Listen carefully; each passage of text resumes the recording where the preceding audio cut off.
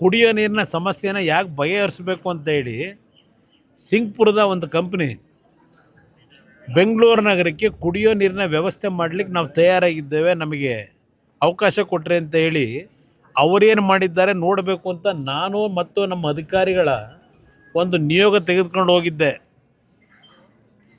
ಈ ವ್ಯಕ್ತಿ ಈಗ ನಿಮ್ಮ ನೈಸರ ವ್ಯಕ್ತಿ ಇನ್ನೂ ಬದುಕಿರ್ಬೇಕಲ್ವಾ? ಸಿಂಗ್ಪುರಿಗೆ ಬಂದಿದ್ದಾರಲ್ಲ, ಏನು ಹೇಳಿ ಕಳಿಸ್ತೆ ಅಂತ ಕೇಳಿ.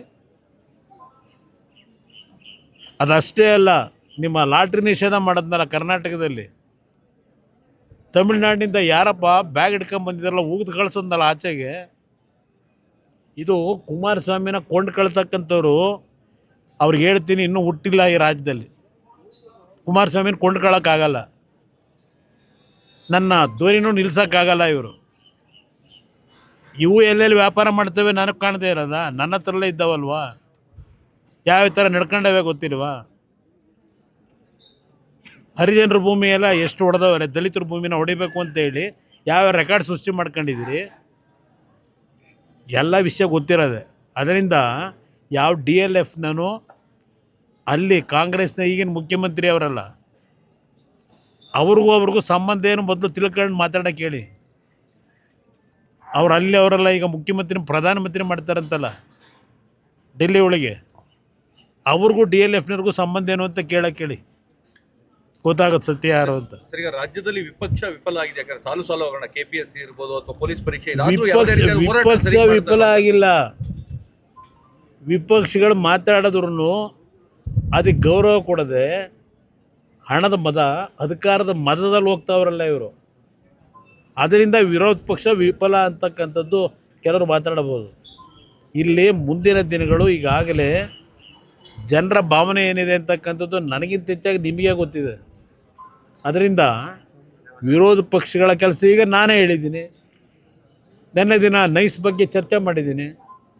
ಉದ್ದುದ್ದ ಭಾಷಣ ಮಾಡ್ತಾರಲ್ಲ ನಮ್ಮ ಪ್ರಿಯಾಂಕಾ ಖರ್ಗೆ, ಗೃಹ ಸಚಿವರಲ್ವೇ, ಸ್ಕ್ಯಾಮ್ ಆಗಿದೆ ಅಂತ ಹೇಳಿ ನಿಮ್ಮ ಹೈಕೋರ್ಟ್ ತೀರ್ಪು ಕೊಟ್ಟವರಲ್ಲ, ಆ ತೀರ್ಪಿನ ಆಧಾರದ ಮೇಲೆ ಇವತ್ತು ಬೆಂಗಳೂರು ನಗರದಲ್ಲಿ ಪಾಪ ಕೃಷ್ಣ ಬೈರೇಗೌಡರು 2 ಹೊತ್ತಿನ ಊಟಕ್ಕೆ ಇದೆಲ್ಲ ಒಂದು ಸಣ್ಣ ತಳ್ಳಗಾಡಿ ಇಟ್ಕೊಂಡು ಜೀವನ ಮಾಡ್ತಕ್ಕಂಥವ್ರನ್ನೆಲ್ಲ ಎತ್ತಿಸ್ಕೊಂಡು ಹೋದ್ರಲ್ಲ. ಈಗ ಅದೇನೋ 500 ಕಿಲೋಮೀಟ್ರೋ 700 ಕಿಲೋಮೀಟ್ರೋ ಅಳತೆಯಲ್ಲಿರ್ತಕ್ಕಂಥದ್ದು ಎಲ್ಲ ತೆಗೆದುಬಿಟ್ಟಿದ್ದೀವಿ ಅಂತ ಹೇಳ್ತಾರಲ್ಲ.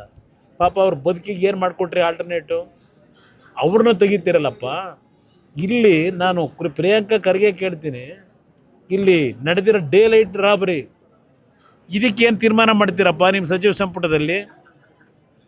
ಕೃಷ್ಣ ಬೈರೇಗೌಡರು ಪ್ರಿಯಾಂಕಾ ಖರ್ಗೆ ಕೇಳ್ತೀನಿ, ಪೊಲೀಸ್ ಇಲಾಖೆ ಇದೆಯಲ್ಲಪ್ಪ, ಅದೆಂಥದ್ದು? ಕೃಷ್ಣ ಬೈರೇಗೌಡರು ಕಂದಾಯ ಸಚಿವರು. ಹಿಂದೆ ನನ್ನ ಮೇಲೆ ನನ್ನ ಭೂಮಿ 40 ವರ್ಷದಿಂದ ಖರೀದಿ ಮಾಡಿದ ಭೂಮಿಗೆ ಅದೆಲ್ಲ ಒತ್ತುವರಿ ಆಗಿಬಿಟ್ಟಿದೆ ಅಂತೇಳಿ ಎಂಥದ್ದು SIT ರಚನೆ ಮಾಡಿಬಿಟ್ರಲ್ಲಪ್ಪ. SIT ರಚನೆ ಈಗ ಇಲ್ಲಿ 100 ಕೋಟಿ 1000 ಕೋಟಿ ಲೂಟಿ ಮಾಡಿ 1000 ಕುಟುಂಬ ಬೀದಿಗೆ ತಂದು ನಿಲ್ಸವ್ರೆ. 4000 ಕುಟುಂಬಕ್ಕೆ ನಿವೇಶನ ಕೊಡ್ತೀನಿ ಅಂತೇಳಿ ಇವತ್ತಿನವರೆಗೂ ಒಂದು ನಿವೇಶನ ಕೊಡಲಿಲ್ಲ. ಯಾಕಪ್ಪ ಇನ್ನೂ ಮೌನವಾಗಿದ್ದೀರಿ? ಮಾತಾಡ್ರಪ್ಪ ಇದ್ರ ಬಗ್ಗೆ. ಏನೇನಾಗಿದೆ ಅಲ್ಲಿ? ಪೊಲೀಸ್ ಇಲಾಖೆ ಇಟ್ಕೊಂಡು ಅದು ಏನು ತನಿಖೆ ಮಾಡ್ತೀವಿ ಮಾಡಪ್ಪ.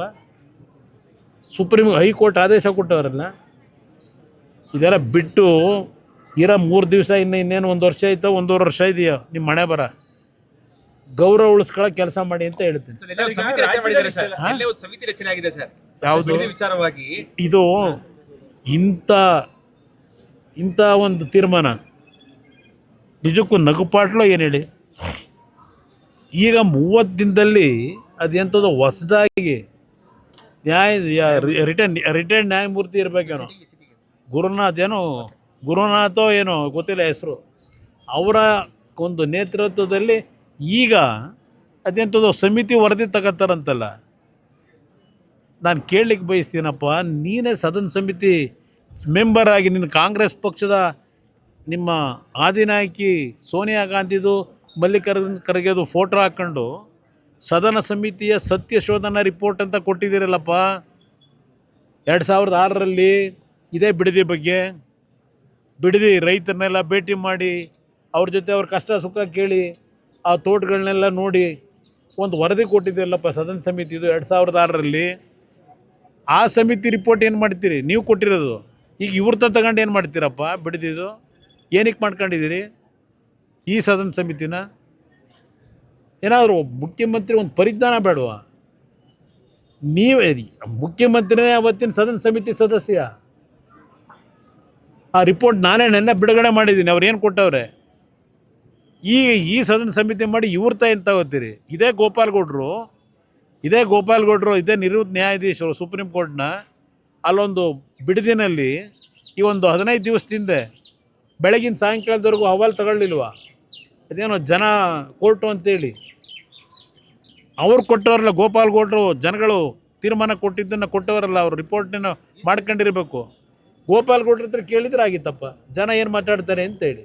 ಈಗ ಇನ್ನೊಂದು ಹೊಸ ಸದನ ಸಮಿತಿ ಮಾಡಿ, ಯಾಕೆಂದರೆ ನಾನು ಮೊನ್ನೆ ನೋಡ್ತಾ ಇದ್ದೆ, ಇದೇ ಸರ್ಕಾರದಲ್ಲಿ ಕಾಂಗ್ರೆಸ್ ಸರ್ಕಾರದಲ್ಲಿ ಒಳ ಮೀಸಲಾತಿ ರಿಪೋರ್ಟ್ ತಗೋಬೇಕು ಅಂತೇಳಿ ಒಬ್ಬರನ್ನ ಸದಸ್ಯರನ್ನು ಅಧ್ಯಕ್ಷರನ್ನ ಮಾಡಿ 86 ಕೋಟಿ ಪೇಮೆಂಟ್ ಆಗಿದೆಯಂತೆ. 86 ಕೋಟಿ ಕೊಟ್ಟವ್ರೆ ಒಂದು ಒಳ ಸಮಿತಿ ಒಂದು ರಿಪೋರ್ಟ್ ತಗೊಳ್ಳೋದಕ್ಕೆ. 86 ಕೋಟಿ. ಆ ವ್ಯಕ್ತಿನ ಯಾರು ಮಾಡ್ಕೊಂಡಿದ್ರು? ಅದೇನು ಯಾವ ಸಮಿತಿ ನೋಡಿದ್ರು ಅವರೇ ಅಧ್ಯಕ್ಷರು. ಅದು ಎಷ್ಟು ಕೋಟಿ ಕೊಟ್ಟವ್ರೆ ಗೊತ್ತಿಲ್ಲ ಅವರಿಗೆ.